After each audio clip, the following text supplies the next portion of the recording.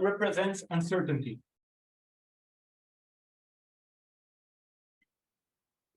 Pretty sure I misspelled that. But, is the blue easy to read to everybody? Good. And well, and of course, the value is like the loss or how much I pay, right? So like throughout the talk, we want to make like this value to be as small as possible. And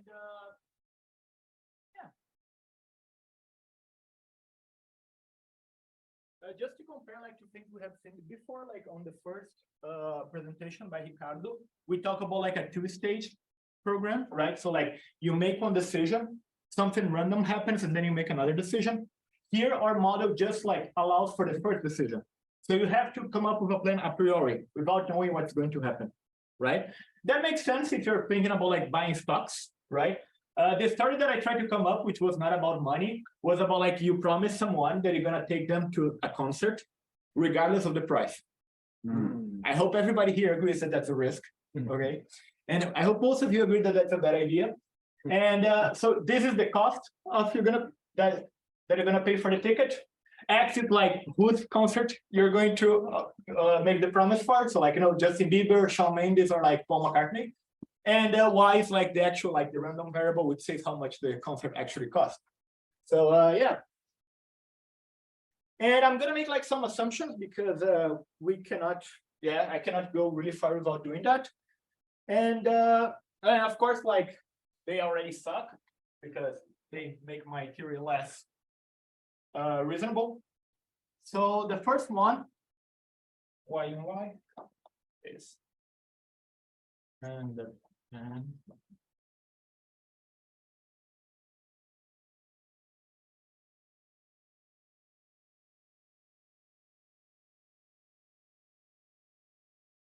so the first assumption is like really strong, and it's the one that I think we lose the most, and that's why I'm showing it up front. That the probability distribution that you have on Y does not depend on your choice of X. It's independent, I mean, right? Of course, it can depend on X, but it's independent, yeah.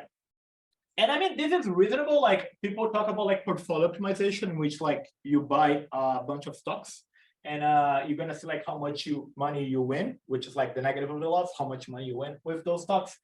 And if like you are like me and we don't have a lot of money, when you buy some stocks, you will not change the market that much.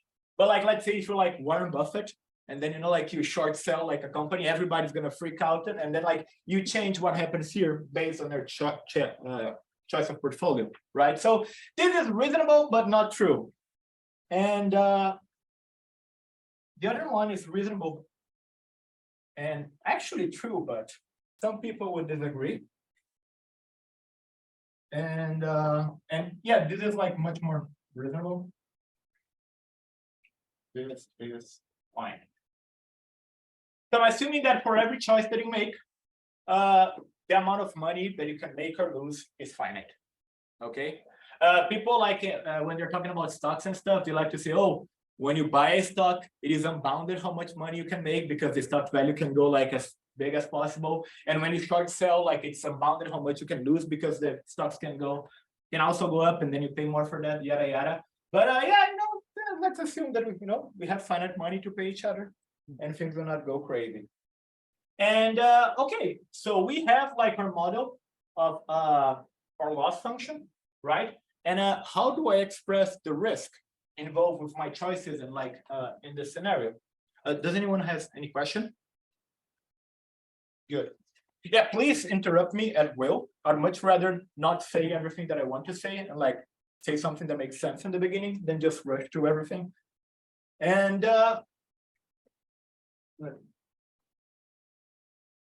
so the first example that I want to bring of a reasonable measure of risk is, I should have some space here, variance.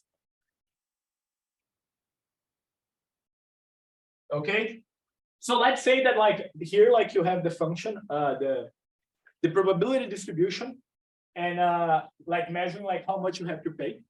Okay, and let's say both of these functions, the blue and the orange one, have the same average, right? So we're just gonna assume that we're gonna take this loss, and then like the variance tells us how much it is spread, right?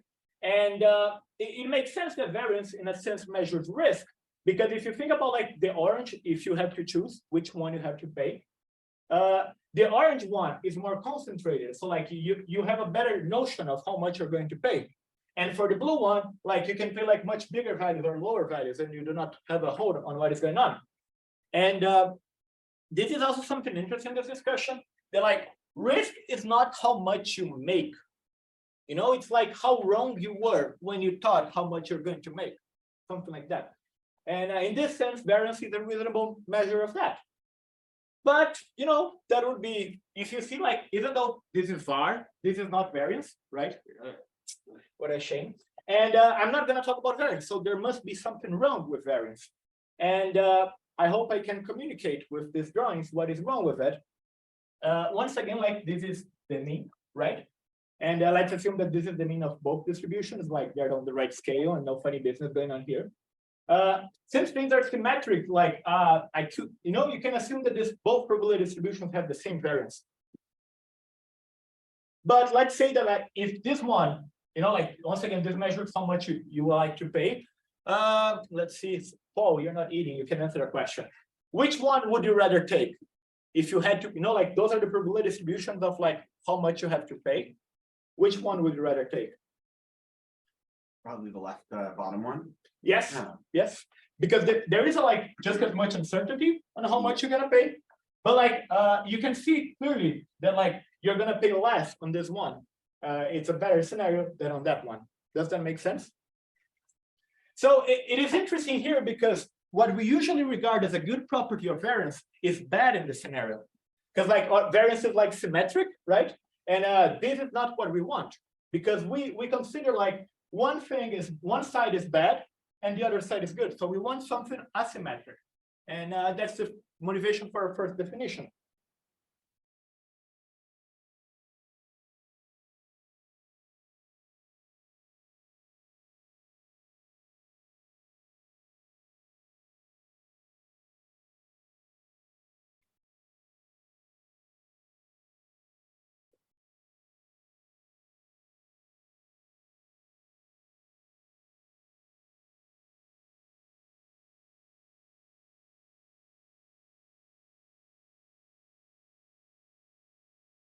So VAR is value at risk. It looks like many soccer fans are really passionate about it. I do not understand quite why, but people keep fighting about VAR. And we are going to define it in terms of a parameter. So I'm going to pick an alpha between 0 and 1, right? And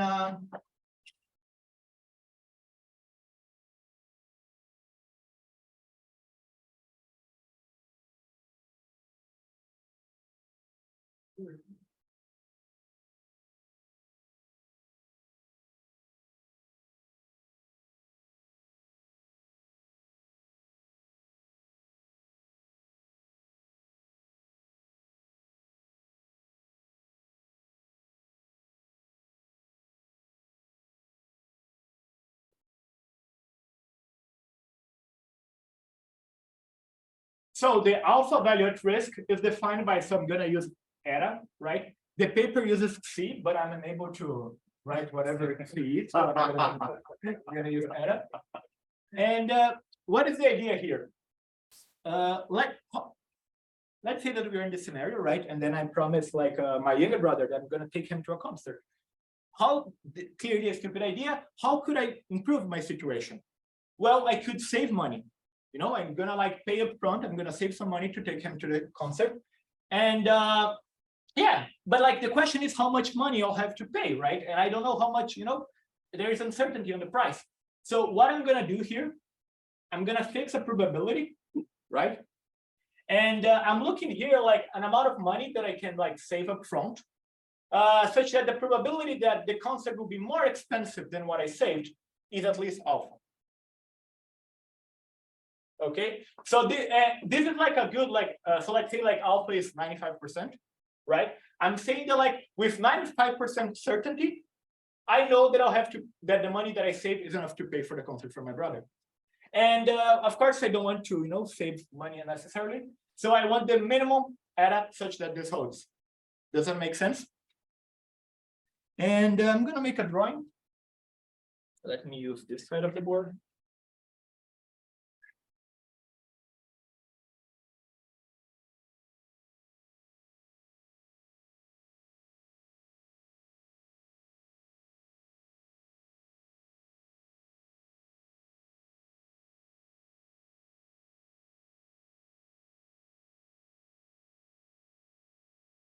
We can think of a situation like this, right? So once again, this is the probability density function of what we have to pay. And we fix the with probability alpha, we're not gonna pay. We take the money that we save is enough to do that. So that is the idea of what we are doing here. And okay. The good thing about this construction is that it is asymmetric, right? You can clearly see that you care more about what comes before than what comes after. And if we recover what we had before, we could imagine that, by going alpha and this one, you would have to go further down. Right? Because you need to go further because there is less mass here. And here you can go not as much for the same alpha. Right? So here, the amount of money that you have to save upfront is bigger than this one. So we are able to differentiate these two cases. So yay, things are better.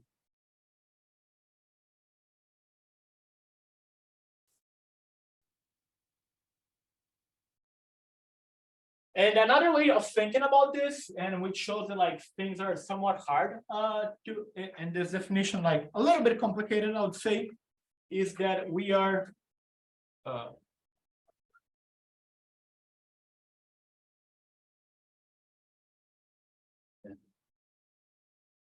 probability function.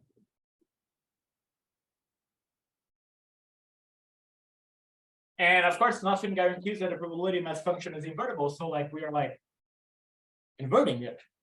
And some examples that we can think about.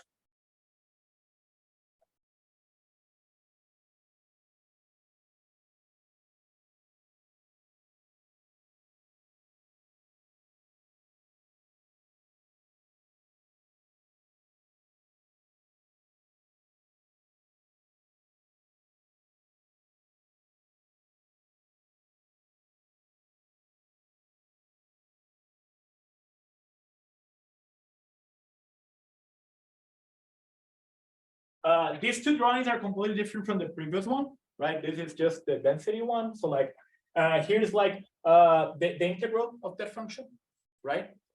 This is in the case of discrete probability, but of course, you can have mixed things. So you could have something like this, right? And so yeah, we know for a fact this goes up to 1 and starts at 0, and the same thing here. 0, right? And yeah, things are kind of suck here. So for example, if you pick alpha in this interval, there, you're gonna go upstairs. That's why things are well defined. With the minimal, I cannot pick an f. So things work, but you have to keep in mind what is going on here. It is not necessarily doesn't work as much as you would expect it. A little bit weird. But the really weird case is when you have a gap, an interval with 0 probability. So when you fix alpha here, you have many solutions. Okay. And what happens from our definition is that we are picking an alpha of x is the leftmost point, because it's the minimum eta such that this holds. Okay, so for all of this, all the points in here in this interval, let's say, this probability is precisely alpha. The smallest one is at alpha. And I didn't want to go to another board yet. Okay. Can I write it here? Does the camera catch it and the thing? So I'm going to also to define here the upper var, which is Yeah, just what we want it to be. So the infimum of eta such that the probability of f of x y be greater than eta is I always got the signs confused. Yes. Yes. Less enough. Oh.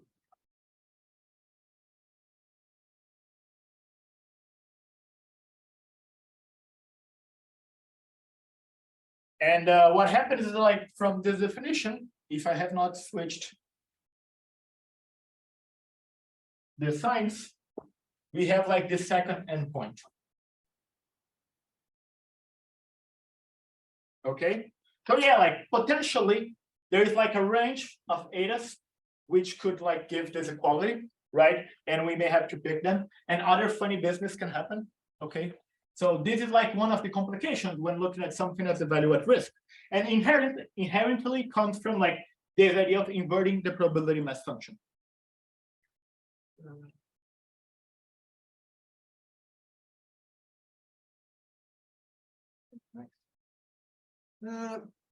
These kind of problems, although annoying, are good problems. Because in a sense, like both of these things come from our domain.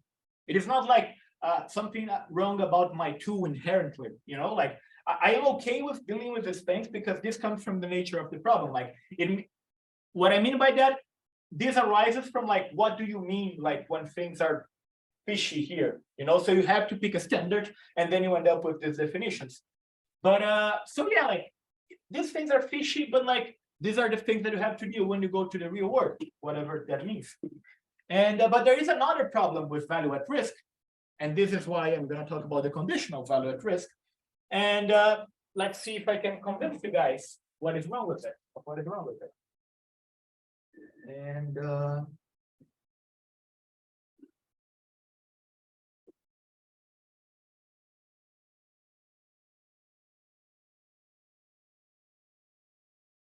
nobody should start eating pizza just because I'm about to ask a question, right? I would do the same, but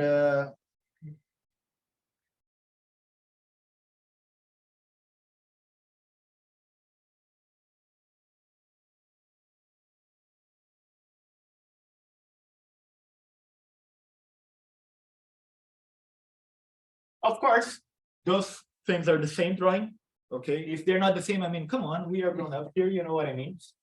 And this is going to be the C-var. I mean the value at risk. Okay, and so yeah, these things have the same shape. So like in both cases, we have alpha here. The integral up to this case is alpha. The problem here with the value at risk is that anything can happen on the other side. I'm not talking about it. I'm just like, I just look at this side of things and I completely disregard what goes on the other side. So I would think that both things are equally as risky. So something like this or something like this. Okay, so in this case, when things go bad, they can go much worse. Whereas here, when things go bad, they just go a little bit worse. And perhaps like a way of thinking about this, I'm saying that like we're gonna make a bet, and this bet, so like let's say that this is alpha is once again 95%, right? For the value at risk, there is no difference if like everything up to 95% of probability are the same, but like in one bet you have to pay me like $1 billion with like 1% probability, all right? And in the other one, you just pay me another $10, because with 1%, with let's say 5% probability, because as like you're only looking at this, the 95%, you completely disregard what comes after. So in a sense, the value at risk is problematic because it doesn't really think, it completely ignores what happens in the bad case. Does that make sense? It is not like they say that value at risk is optimistic, in that like it doesn't measure what happens in the bad case. And okay, I was going to ask someone to choose which bet to take. I forgot. And okay. So So, I mean, if you have the mean, you want the means to be the same as well, or like, so are you saying basically it's better to have like a bad outcome often than a very, very bad outcome rarely? we're gonna That's like kind of like maybe subjective or. yes. The idea of mean is like spot on, is what we are about to do right now, to think about the means of what is going on here. And yes, it is subjective, like we are trying to pinpoint what is a measure of risk. And so like, since we already have this tool, we can think of like what is a good and a bad scenario, right? And then like, we are going to try to now measure what the bad scenario is. And like, intuitively, I think this is a good notion of risk, because like risk, we just think about the bad things, right? So like in the worst case scenario, how worse things can get. And so yeah, there are other ways of choosing these things and like thinking what is reasonable. Does that make sense? Kind of, yeah, I guess. I guess kind of like a similar line. So are like for the rest of the talk, are we just kind of assuming that we don't really care about what the like expected reward is when we are in the 95%? And that we're really in a lot of scenarios we would imagine that the risk that you would have is balanced out by the expected reward you get anyway. So yeah, I'm just wondering kind of like Yes, we focus on risk. Okay. Because things work great for risk, later we'll be able to ask more interesting questions of the one that you're saying. Like we'll be able to like people are like you can optimize over bounded conditional value at risk. So you can have something like, oh, I want the best expected value, given that my risk is at most something. But in order to be able to do so, we're first going to focus on what risk is by itself. Right. So in a sense, we are disregarding what we actually get. So like, I guess in that sense, like we're working with a much more cautious model because we're being Yes. very, very aware of what happens when things go wrong instead of like paying attention to like a much broader picture. Yes. Okay, that makes sense. Yeah. Great questions. And oh no, I'm being exchanged by Alice and Bob. Yes. Your answer was unsatisfactory. Wow.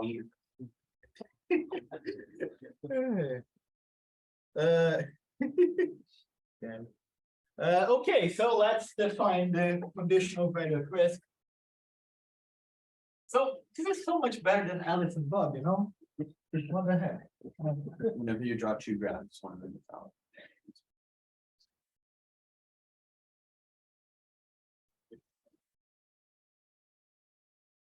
Value.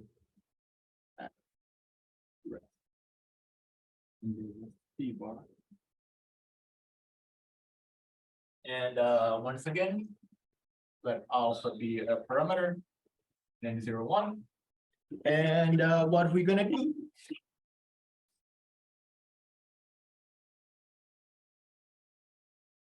Alpha of x is equal to the expected value of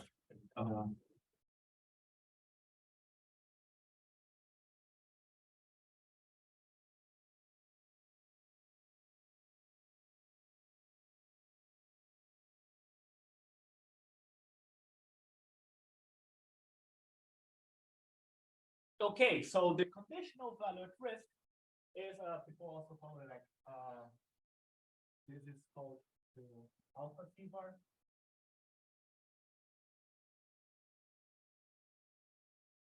And what we're gonna do, we're gonna look at the expected value of how much you have to pay or your loss, given that you are in the bad scenario, right?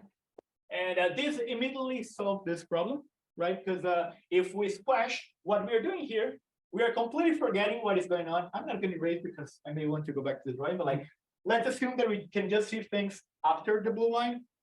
And then like, we can just take expectations here, and then we'll see that like, this one is better than this one. And this is the intuition for why conditional value at risk is a reasonable thing to do. And so yeah, the expected loss in the worst case scenario, for example, what we were talking, we are not thinking about like the actual expectation, we're just thinking about like good and bad scenarios. And okay, now you're getting. I'm going to define a new function. Which already appeared in the promise. And then we better use my space for the function.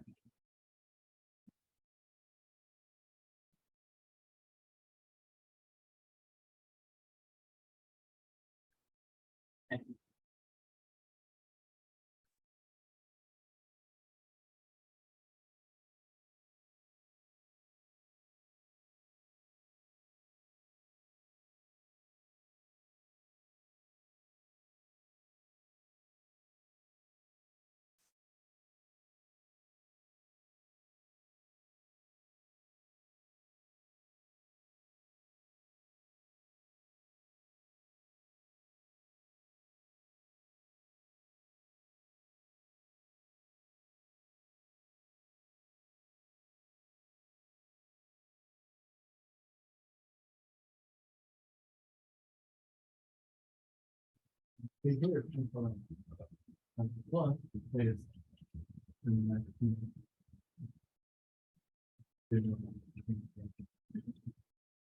I'm gonna use the notation, right? So like I say that beta plus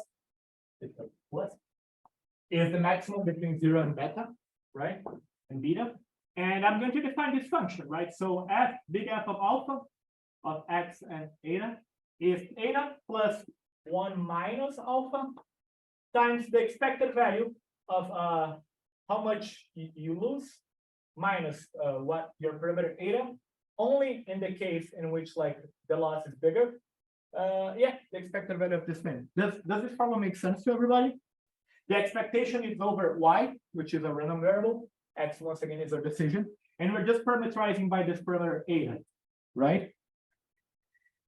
And the one thing that I want, like, why does this function make any sense and why we should care about it? You can see that this is like the same thing as like the expected value of like eta plus 1 minus alpha of f of x, y. Right, so the expected value of this thing, I just put like things inside and use linearity of expectation. And if you look at only what is going on inside, so like we forget about the random part, we have that it's something like this. So one is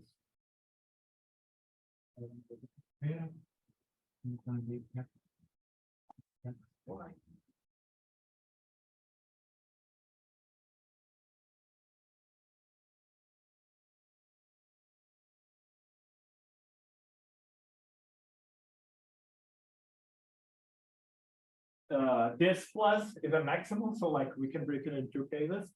And this is once again like our previous intuition, in which like you have to pay what you need to pay. But like in this good case, you saved more than you had to pay. And in the second case, not only do you have to pay what you know, the concert ticket for your brother, you are also penalized by how much like less you paid. So let's say that you have to ask your brother to, you know, fill the pay the remaining amount of the concert ticket. And then we are like scaling it by a certain thing, which is a function of alpha. And so yeah, this captures some intuition, but I think that is not an explanation because, you know, like, what the heck, what is up with this alpha 1 minus alpha? Why don't I penalize people in another way? And that's what I'm going to talk about now, because I'm going to prove a small result.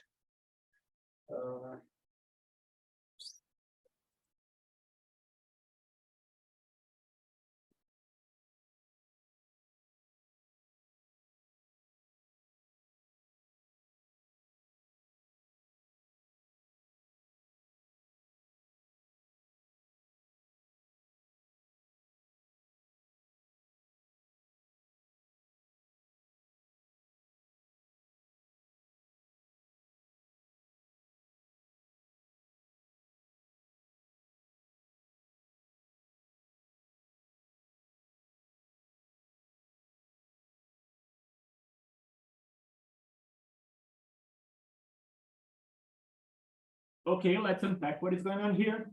Our new function f relates both the value at risk and the conditional value at risk, right? So what is going on here, what you can think about that, let's see if I can do something fancy.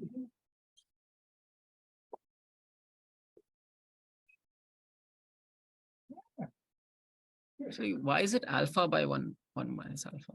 Is it Ah, one? what happens here is like just so that people can see. What is going on here? Like this is like 1 plus alpha squared all the way up to infinity. So the first term is like f of x y minus eta, Mhm. and so I'm like grouping together with eta so that I have this value. And then the remaining terms are like alpha squared plus like the geometric series Mhm. shifted by alpha. So that's Oh. why you have this term. Oh. This is like, yeah, I just did this to show that like either way you have to pick the f of xi or the eta, the bigger one for sure. Does that make sense? And so yes, we are in this interpretation in which like we pay up front and we are penalized by if we have to pay more. And what I'm telling you here is that if what you pay up front is precisely the value at risk, this penalization scenario that we are talking about gives you precisely the conditional value at risk, right? And this is actually like a really simple computation. And so like just like I'm going to set and of x, and then we have that f of alpha is equal to, so by definition n plus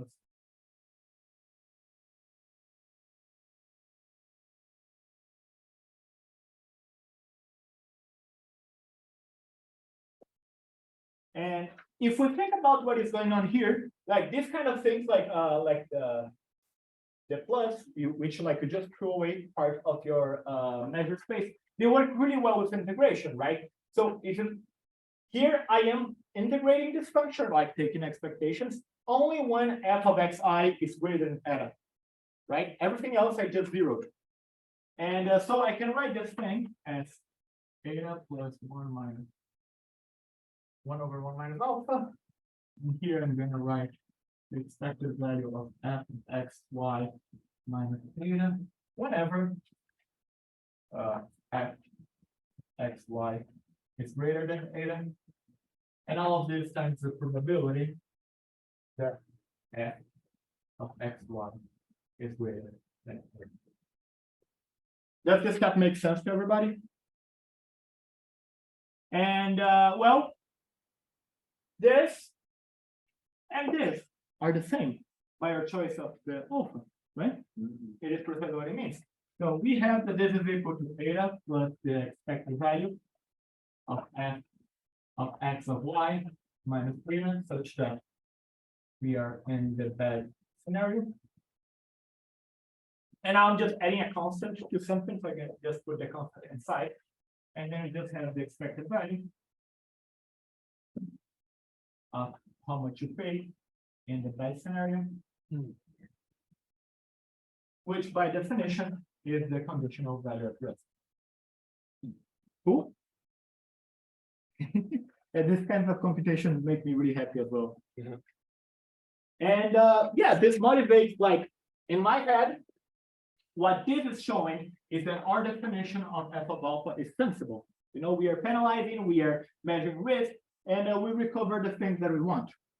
Okay.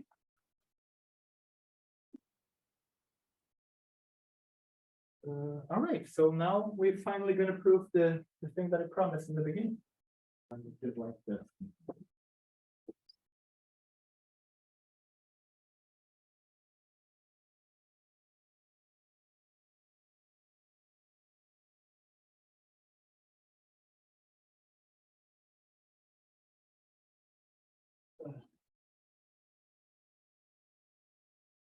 I'm gonna copy again the statement both for people online and so that we have time like to remember what it means, because I mean, I just showed that thing at the beginning of the talk and never look at it again. So like even I don't remember what is written there.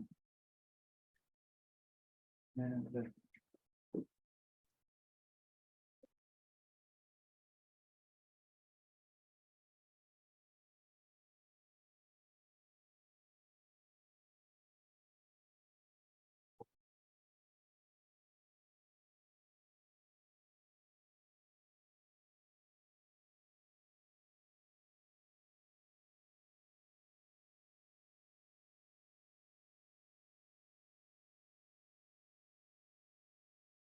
the function, which might add to our average penalizing function, is finite and convex.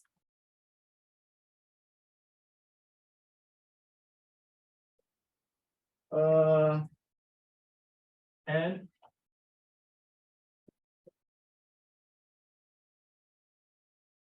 this will go to the minimum.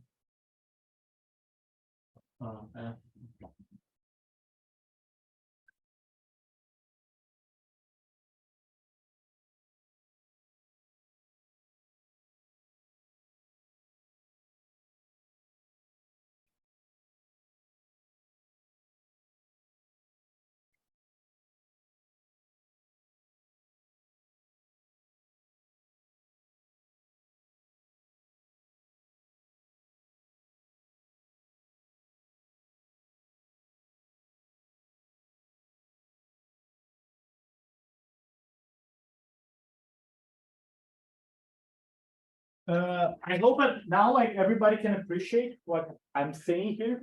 We're gonna talk a little bit about the consequences of this later. But what I'm saying here is that if you think about like this penalizing game that we are playing and you pick the best value, precisely what you're gonna recover is the conditional value at risk, right?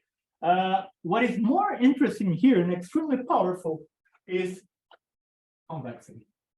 Right, because this is what allows us to optimize in polynomial time and like have tractable approximations to a problem. And this is what, yeah, we'll give like all the cool things that we can do about this. And so this first part, like, yeah, we wrote this as like a convex optimization problem. And the second one is like we are saying that like the optimal solution is precisely all the optimal. So the variable I'm optimizing over here is eta. So like all the optimal etas are precisely the ones between the value at risk and the upper value at risk. Okay.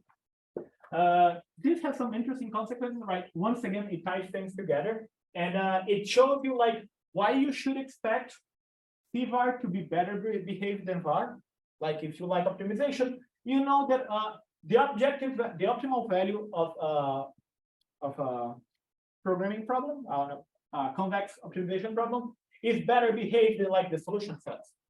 So more weird things can go on here than go on here. And like this is like one of the issues of why like CVAR is preferred to VAR. We're gonna talk a little bit about that later. Is it all cool?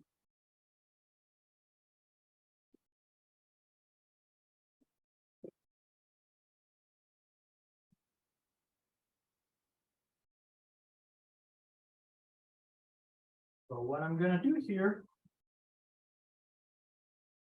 I'm gonna prove a claim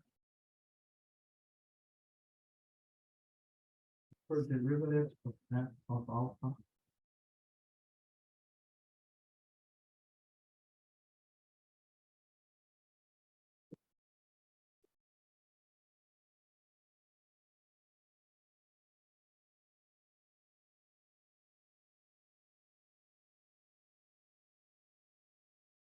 Oh, I forgot to define this.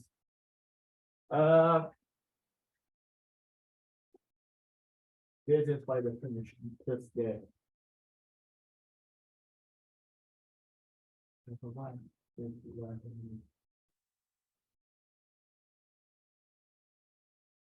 okay, so just like the cumulative probability on the way up to eta.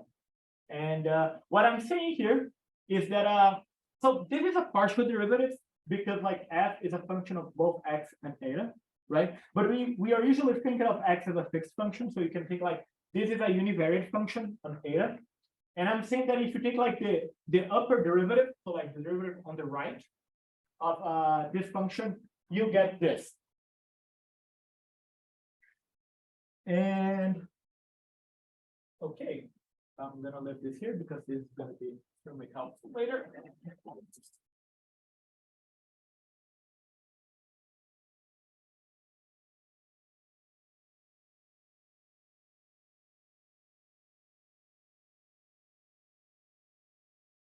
I'm gonna engage in some like writing formulas and hand waving, and I hope you all don't mind that. And so the first thing I'm gonna do, I'm gonna pick like an eta greater than eta, you know, a little bit greater. But Nathan, this is the maximum between 8 and 0. No, it's not. You know, it is a good notation, you know. So now I'm gonna look at this function. So f of x, y minus eta plus minus f of x, y minus eta, all of this over eta plus minus eta. And I'm gonna, okay, let me be civilized. I'm gonna call it eta prime. Otherwise I'll be canceled. The idea here is like this appears on f, right? And when we take the derivative with terms of like eta prime, as eta prime approaches eta from above, this expression is going to appear there, right? So let's see if we can like give it some love and understand what is going on. And we have like these maximums, right? So there are supposedly 4 possible scenarios, but when you think a little bit, there are only 3 because you know that eta prime is at least eta. So what we have here is something like this. So let's see if we have a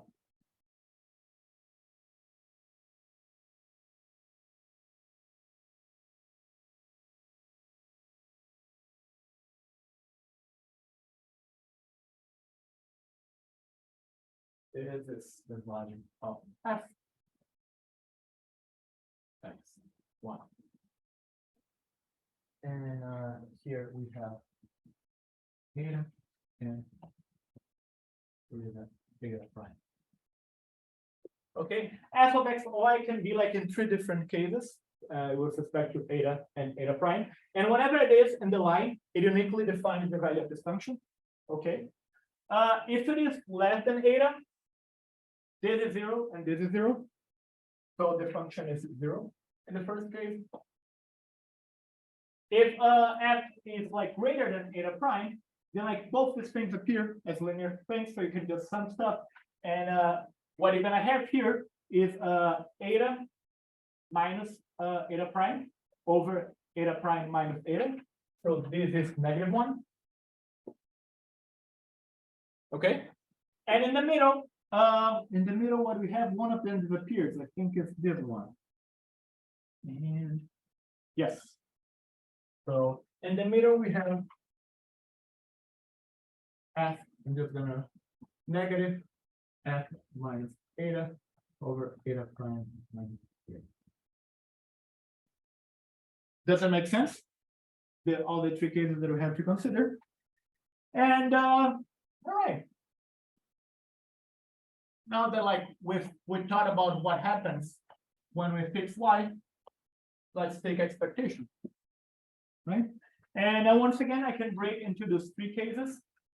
And what are we gonna have? So the first one is 0 times the probability that f of x, y is at most eta. Second one is the one.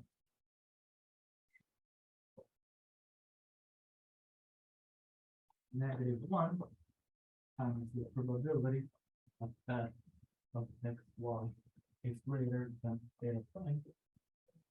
And the middle one is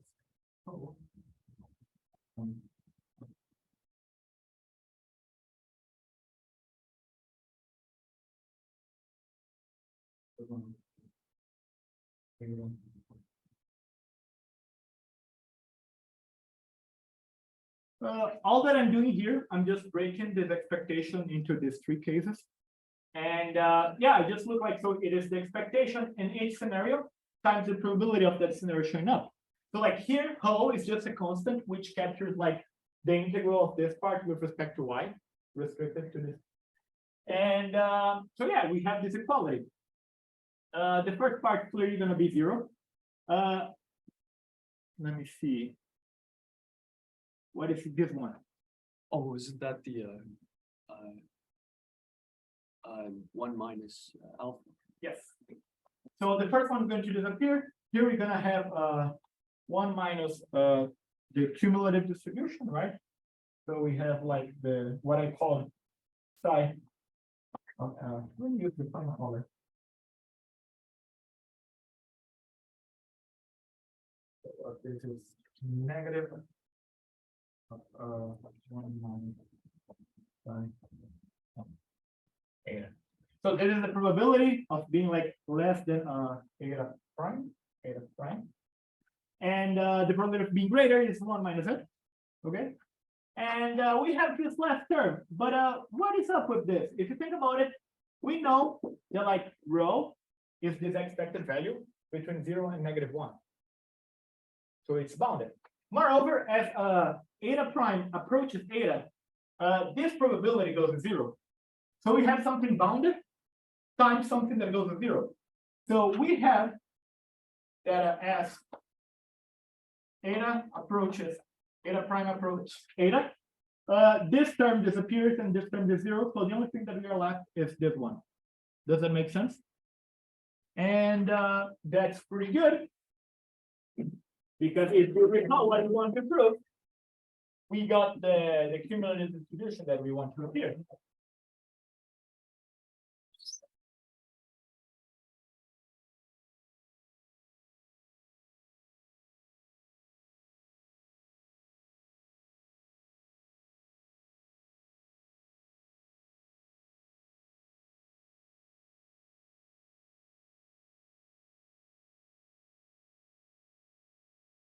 So yeah, if you plug in what we have just showed, you obtain something like this. So that minus f big F of alpha x eta over eta minus. This is going this approaches 1. This one is because f of alpha is like eta plus something. So if you just derive the eta, you're gonna have the 1. And here we just use like linearity of things. So you conclude that this is equal to 1 minus x, like x eta. And yeah, and this is just shake the numbers a little bit until they do whatever you want them to do. And you get this. Does it make sense? All good? Okay. We can do a similar argument, and I'm gonna skip it. And in the interest of time.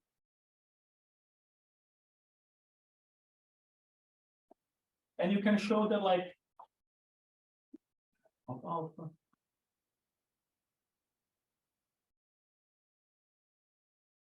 This one is going to be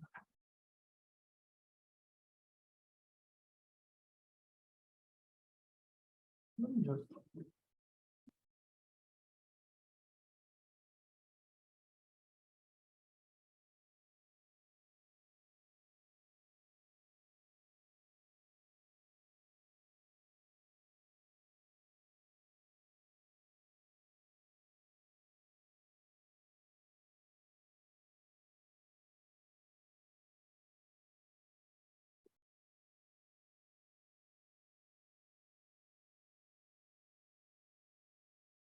it is the same idea. You're gonna take this function, break into cases, use that you're on the smaller side, and then instead of having like equality, you're gonna have like strict instead of having equality, you're gonna have strict equality. Okay. If you bought this, we are in good shape.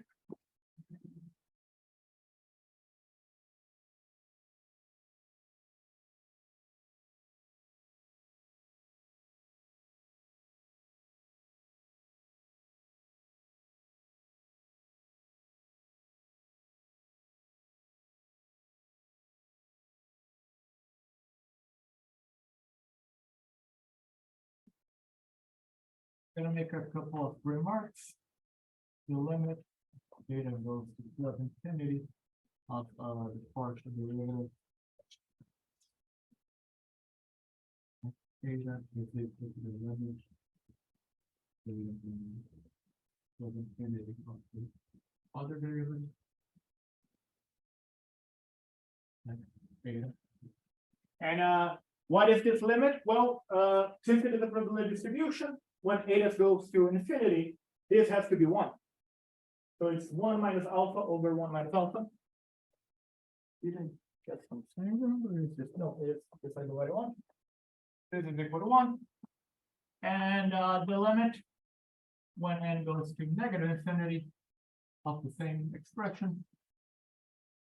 X theta is equal to the limit. To negative infinity.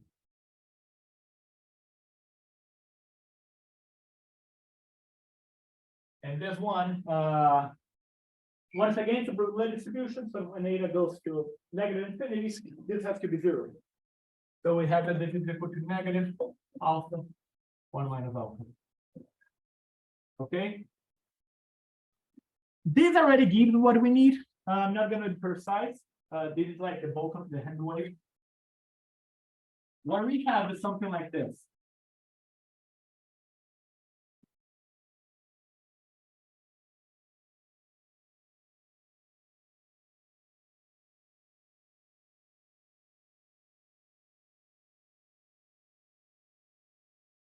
So our function on eta is a little bit like this. So it is lower bounded by the expected value of what you have to pay, right? This is precisely by what we said about that you always have to pay at least the loss, but more the penalty. So our function is always at least this much. We have like, because of these limits, we have like when you go like sufficiently far to the left, the function basically behaves like a regular slope. You know, it could be something like asymptotically going on, and that's the only thing that makes this argument annoying, and that's why I'm skipping it. But yeah, you can pretend like if you go far enough, you're basically at this line, so you have this slope, so you only have like this function, and the same thing for this side, right? And in particular, this implies that. Let me call this beta. The level sets are bounded. So the level sets. So here we have a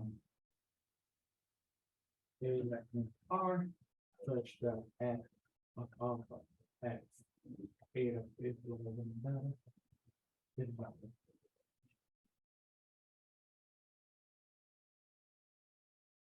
Okay. I did not mention that, but that is extremely important. Where is the definition? Oh, no, I got lost on the board. Sorry, people online.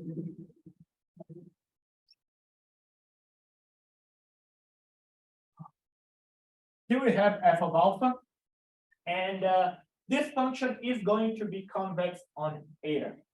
Okay.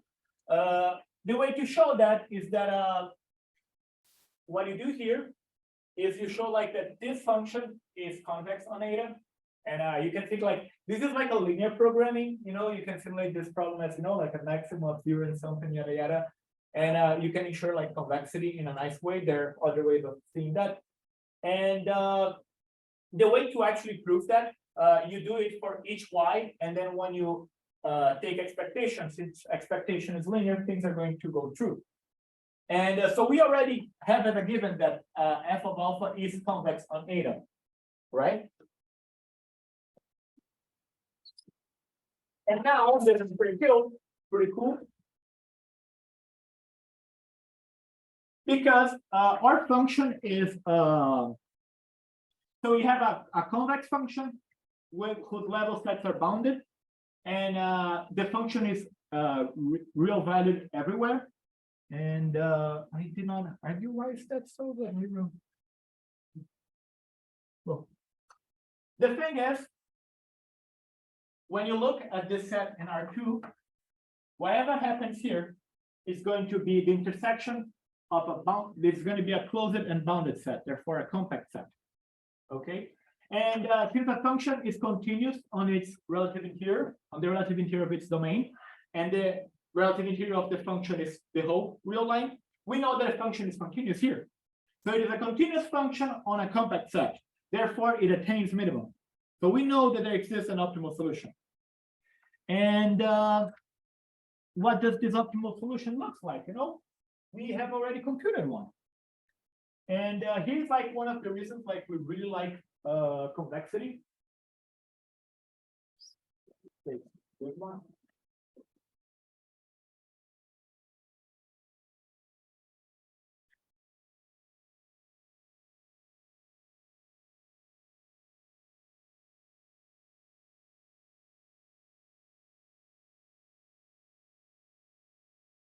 Because when we are working like with an ordinary function, let's just say like g of yeah, let's just say r to r, which is convex. We have the g of x is minimum if and only if, and differential the derivative g prime of x is equal to 0, right? You can go into like the higher dimensional things, and but what matters for us is that convexity allows us to work with functions which are not differentiable. And I always like to think about like this example, which I think is pretty cute. This function is not differentiable. This point breaks us, but it's pretty clear like that it's a minimizer, you know. But this function is not differentiable because if you approach, if you try to compute its limit on the right, you're gonna get that it's 1. And if you try to compute this limit on the left, you're gonna have that it's -1. So in a sense, this function does not have a derivative here. It has this whole interval as a derivative, right? Those are gradients of this function at this point. And we know that this function is optimal here because 0 is a subgradient. Okay, this is a property of convex functions. And so since we already computed the partial derivatives, we know that the optimal solutions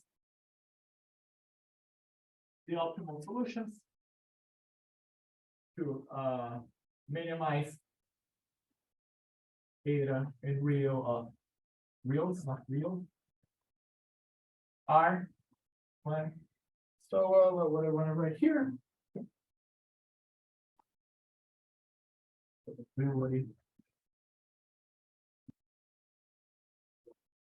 It's very strictly less.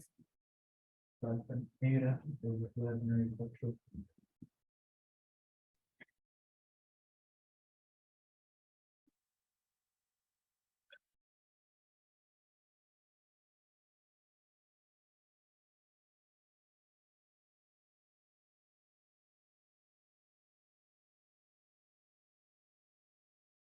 So the optimal solutions are all the eta such that this holds, right? So like in which 0 is in the interval given by my cited derivatives. And well, you can, you know, cancel out the then 1 minus alpha, and then you can rearrange. And what you get here is that this holds if and only if the probability that f of x prime is strictly less than eta. This is less than or equal to alpha, and this is less than or equal to the probability that f of x of y.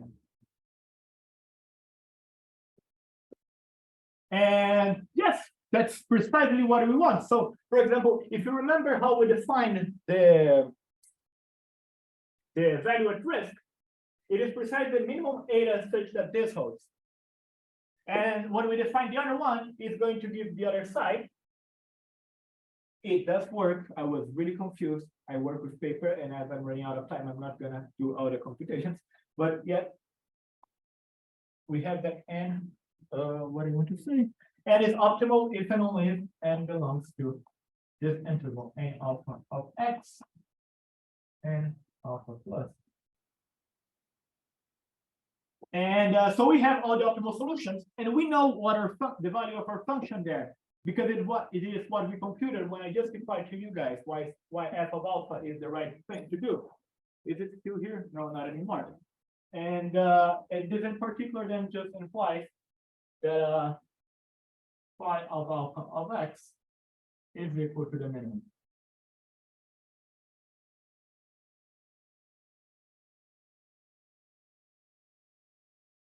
Right, I just said that like any value in this interval is a minimizer, and we know that when we evaluate at one of them, we get the conditional value at risk.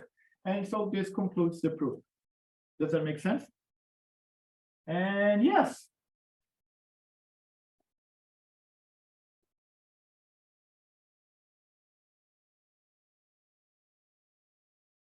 I apologize for going overtime.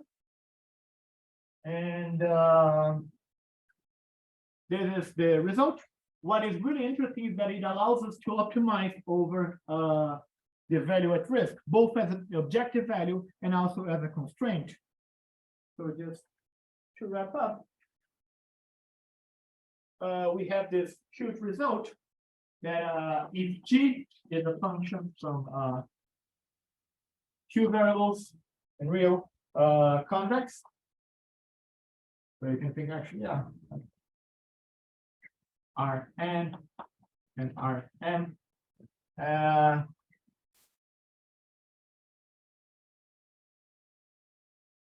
Then the function which maps A to the increment of G of AB for every B belonging to Rm is convex. So if you fix one parameter and you optimize the other one, you got a convex function. And using this, you can then play around here. And you conclude that the conditional value at risk is convex, which is not obvious at all. And this also allows you like to do some optimization problems. So like one thing that you can do, you can write something like this. So the minimum of p bar of x and x. And here you can put like some, let's say, like linear constraints on x. Like this describes the possible solutions that you can have. This is going to be precisely equal to the minimum of f x theta x and x theta real. And so yes, you can minimize your risk subject to like all the choices that you want to make. So I want to take, those are like all the concepts that I want to take my brother to, and I want to take the one which minimizes the risk.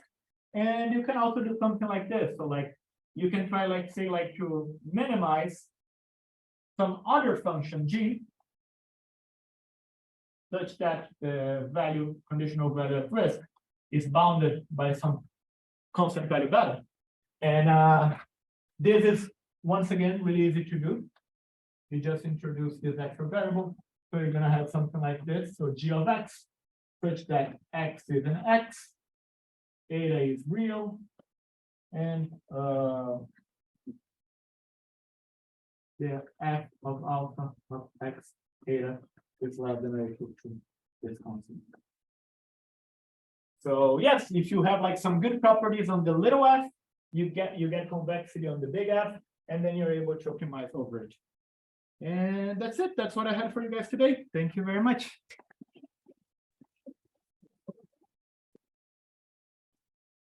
Any questions? Great. Do you see like applications in this in any stochastic optimization? Because So I'm gonna make a confession. The reason that I chose this topic is that I was TA for portfolio optimization in the past, and a value at risk and conditional value at risk appeared. And I'm going to be TA again. So I'm like, ah, I don't mind as well. And I do know, for example, that the value at risk even appeared at some regulations. So like, you know, like to avoid like frauds or whatever, they say, oh, you gotta like make a selection which ensures the value at risk at most flat. And I also know that like there are like computational experiments regarding the conditional value at risk, but I don't know like where it fits in the broader literature, right? It is not, this is just like my ignorance. It is the things that I did not prepare for the talk today. So I do not know if there's like a huge literature, like we're doing a bunch of things with conditional value-at-risk, which it seems like it should, because it's something tractable that we can do. Or if, like people just think that this is not intuitive and in practice they do not use it. I know that sometimes when, like you leave the CNO department, the faculty of math, and you try to convince people like on the wild to use some mathematics, they are like, oh, that makes no sense. So yes, I do not know. I know that these things are used in portfolio and like not in portfolio optimization, but like some regulations regarding stocks and funds, hedge funds and whatever. And so yes, I don't know. That was a really long answer. I don't know. Any other question? Thank you very much. Oh, someone like Oh. Daniel from the chat is saying my boss used CVAR constraints for her radiation therapy research, Thank you. and it's in finance a lot. Ha, yeah, you see. This article is cited like 500 times. Yeah, I didn't check that thing. Makes sense. Thanks for people. You're right. And you saved my app. Are there any other questions? If not, let's thank the speaker again.